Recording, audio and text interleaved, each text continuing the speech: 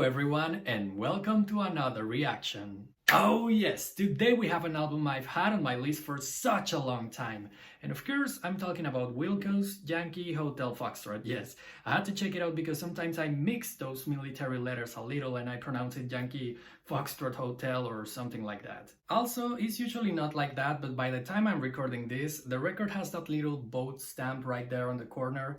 Maybe because of the US elections or because Wilco is a political band, I have no idea, but we're not here to talk politics. We're here to listen to good music. And I hope this is good music because it dethroned Turn on the Bright Lights by Interpol, I don't know if you can see it, as the best record of 2002 according to the internet. Not so much of a reliable source, but damn, if it did that, I want to know what this is about. So this is me reacting to Wilco's Yankee Hotel Foxtrot. Also, this is the part where I stop talking and start listening. Remember to stay up to the end for the review, and I hope you enjoy it.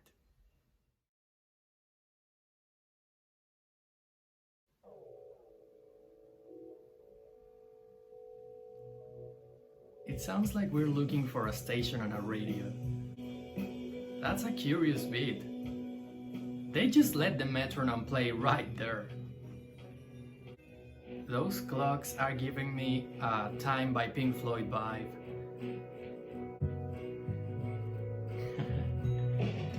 It kinda sounds like a collage of sounds, but I'm pretty sure it has direction. Hell yeah. I'm gonna have the lyrics for these ones. It's very baroque, you know? The way those instruments seem to be all over the place, but they are not at all. And the lyrics, I have no idea what genre this is because it sounds like folk a little, but also it's so freaking experimental. The structure of this song also resembles so much more a poem than a song. That melody almost sounds like a lullaby. Oh. Those are not complex drum fills, but they are so unexpected. What are they even doing right there? I didn't know the song had a distorted guitar. I never heard an electric on it. It sounds like that cable is broken. That's pure interference. Oh. Now this is pure psychedelia. It just finished? Oh no! What the hell? What a way to end a song. Right into the next one.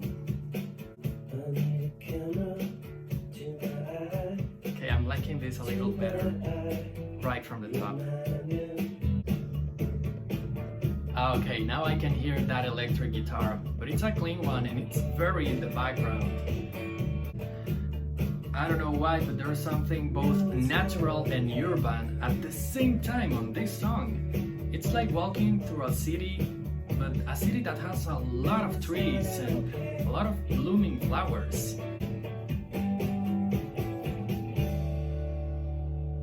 Yep, definitely a song to just walk and see things around.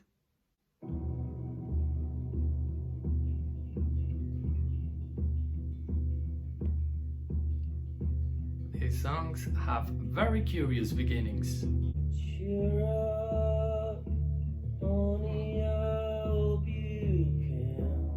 Well, here seems like he's just painting a picture so far.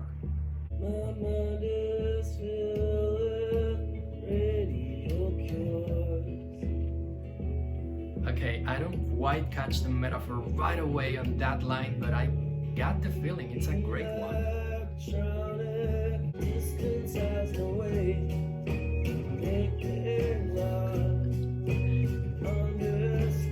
Didn't even notice the drums weren't playing, or maybe they were very quiet. I don't know, everything is so subtle right here.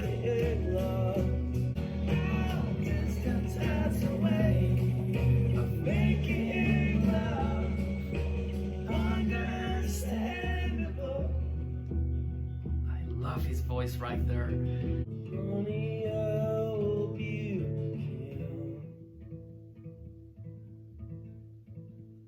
can. They didn't know how to finish that, but no problem. The whole band is going to kick in very soon.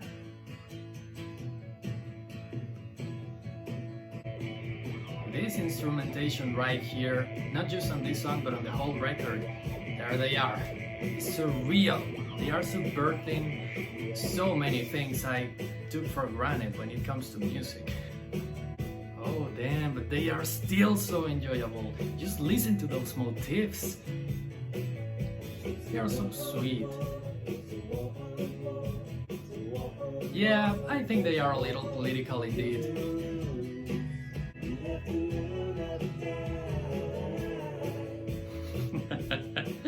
Dying was never so cheerful.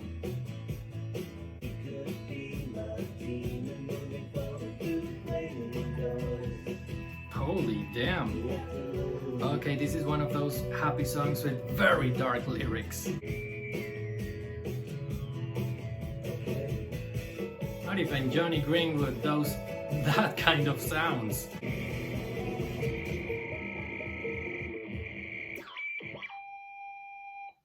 At the end, that was a completely different song. Oh.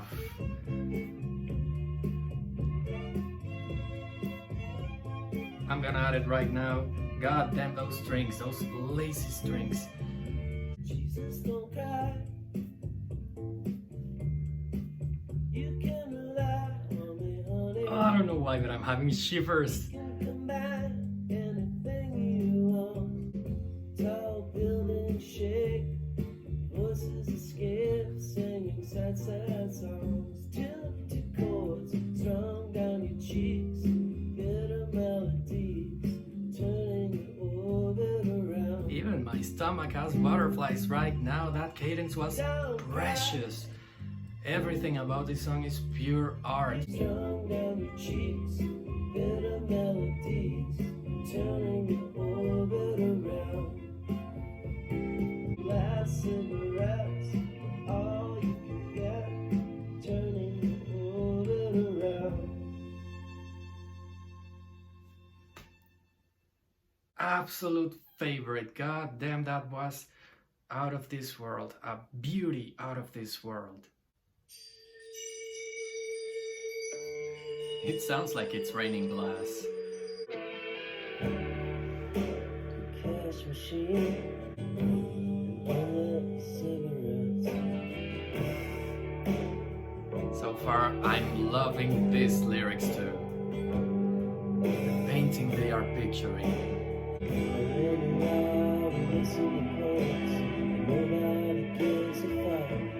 Huh.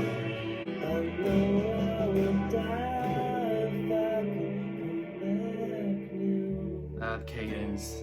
But I also love how angry his lyrics are. That sounds like Black Mirror. I would like to salute the ashes of American flags. And all the fallen leaves. Okay, now that metaphor I can understand. Just listen to how distorted things are.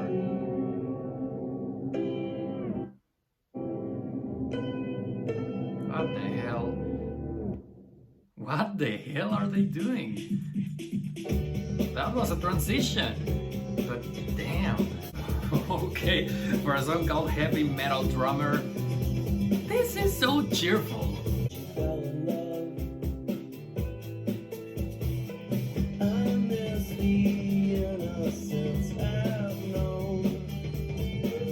Who doesn't?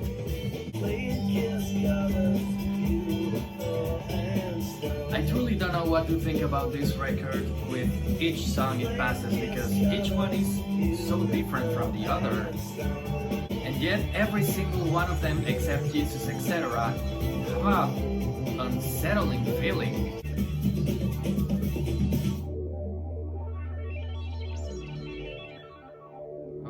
Oh, that's what I mean.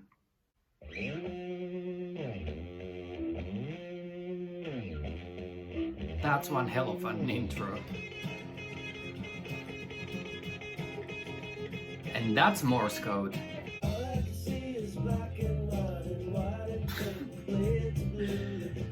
I gotta decipher that message of the beginning. This one sounds so stoner. Yeah, but I'm not gonna lie, that guitar work, not just on this song, but the whole record, it confuses me. Oh, but I'm liking this part. It's like everything came together just for this moment to happen. At times it sounds so amateurish, that guitar, but at others, it sounds like pure rock. Still right here, it sounds like the guy is not used to play solos at all. It's strange, because that electric guitar is fighting with the rest of the instruments, almost like if it wasn't supposed to be on this record. Okay.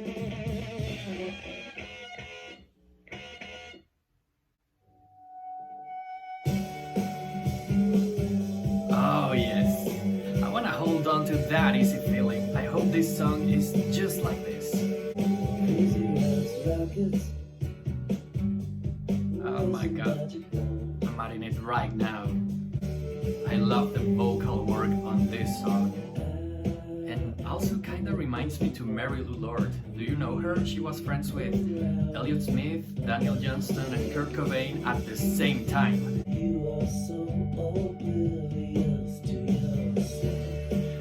It also has some Belle and Sebastian on it. I can hear those If You're Feeling Sinister influences, especially on the lyrics. Oh my god, now right there on that line, he sounded exactly like Elliott Smith. It has a fade out. One of my favorites so far. Very close to Jesus, etc. God damn, I love that song. But yeah, very close. Alright, now I think that is Morse code. Or maybe just a phone that's not hung properly? Who knows? It's my father's voice drilling up, sailing off in the morning. Alright. His fangs have been pulled, and I really wanna see you tonight. I don't know if it's just me, but the background noises on these songs, all of those sounds that remind me to the city, sound like an emergency. And considering this is a post 9/11 record, I think I know what this is about. I love how subtle that instrumentation is here because they understand. The main focus on these songs are the lyrics. Of course, that doesn't mean the band leaves the songs without proper instrumentation. But the instruments are so tender.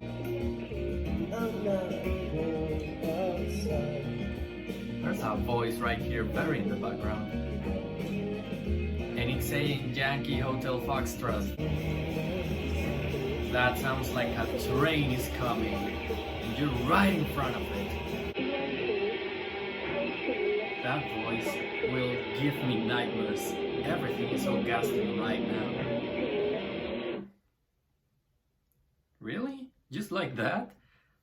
Alright, but we still got one more to go. Oh, we're gonna be Black Mirrored again.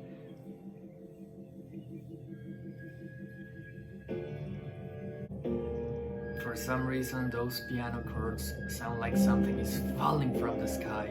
How can I convince you it's me I don't like?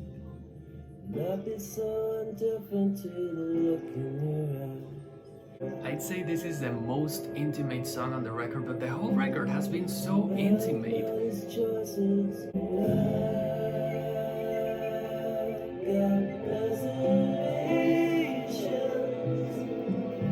Oh my god, I'm loving that melody.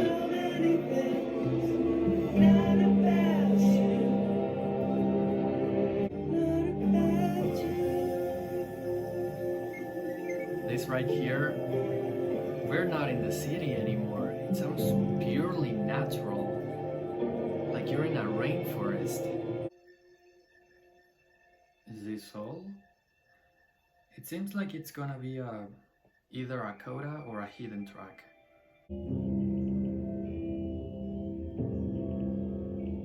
Yeah, those chords right there are screaming afterlife. They are making me feel what I felt watching the Lost finale. If this is the afterlife, those sounds are telling me we drowned. Those scenes, so gentle and subtle. They are fading out so slowly. I am so glad we are ending the record like this.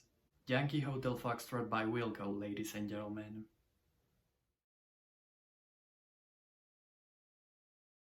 There is something extremely tragic about Yankee Hotel Foxtrot. From track 1 you can tell this won't be your average record. The drums seem to be going nowhere for quite a while, the rest of the instruments play very steady, soft motifs, and on top of that, there is always something happening in the background that conveys a sense of chaos. Melodies are soft and tender, but the lyrics are so abstract and sometimes even ominous that they almost blend with the chaos behind it. And altogether, this combination can be unsettling. You really try to figure out what's going on, so you listen to the record again, and you look at the cover, and you notice the release date, and you start to get it. Since I realized this might be a 9/11 related record, I searched for something to support the theory, and I found some people who look at it in a similar way. But I also learned Yankee Hotel Foxtrot was recorded before the events. Then how on earth, since I thought about it, it hasn't stopped sounding like the soundtrack for a post 9/11 New York? And why do I even relate it to it? I mean, I wasn't even there when it happened, and even if I would've, I was 3 at the time. But you know who else wasn't there when it happened? 99% of the US. And yet the American people who has listened to this record has felt the connection to the events, or at least think about it. And absolutely not, this record, as far as I understand, is not about 9/11, and it is mostly a coincidence that it reminds us to the tragic events, but with lines like tall buildings shake, voices escape singing sad songs. Holy damn, that sends shivers down my spine just for how horribly fitting it is. And on top of that, the rest of Jesus etc. sounds like somebody who's trying to calm Jesus down because he took a look around and lost all hope. If Jesus losing all his hope does not convey a post-traumatic feeling for you, I don't know what does. But it happens that this record is not the only example of a prophecy of the ashes of a city. You know what other record has been described as to have this post-9/11 feeling? This right here. It's curious because Wilco are from Chicago, but Interpol are from New York. Matter of fact, Paul Banks, the lead singer, was there during 9/11 and even tried to help the victims. If anything, Turn on the Bright Lights should be considered the example of a post-9/11 record. But if it's not, it's because neither of these albums are built around the events, but around the idea and experiences of living in a grey and kinda desolate city. I don't really know that much about Chicago, but do you have any idea of how it was living in New York in the 90s and early 2000s? It was wild, man, and if I'm so sure about it, it's because I read the experiences of the people who lived in the city back then. It's all here on this book. It's called Meet Me in the Bathroom, and it's a story of New York's music scene in the 2000s, but it also talks about the 90s and the city's rebirth. Paul Banks, Julian Casablancas, Karen O, James Murphy all agree on the city being close to a no man's land until Brooklyn radically changed. And that didn't happen overnight. If New York was like that, I wouldn't be surprised that Chicago, in which Wilco grew up, was also wild, industrial, and disappointing. That is the feeling captured on both records. The existential dread of being trapped in a city that doesn't really care about you because it's too busy falling apart. But amidst that desolation, there is also beauty, and it's a beauty like no other, a beauty you cannot get by looking at a painting or by looking at nature itself. This is the kind of beauty that comes from that part of you that takes a look around, realizes there's something wrong, and says, if this is not changing, I am, because I got a lot to give and I will not be wasted by this place. At the end of the day, I still rather Turn on the Bright Lights on this regard, but each time I listen to Yankee Hotel Foxtrot, I'm also liking it more and more. I added 7 songs to my library, so this record is a 7 out of 11 for me. I would love to have it on vinyl. And that was my reaction/review of Wilco's Yankee Hotel Foxtrot. Tell me, what do you think about this record, especially if you are American and you remember the zeitgeist when it was released? I'd love to read the views of people who was there by the time. If you like what you see, you can always subscribe. Or if you'd like to watch more, you got this playlist where you'll find all of my other reactions. And I think that's all for today. Thank you so much for watching. My name is Tony Whitburn, and I'll see you in the next one.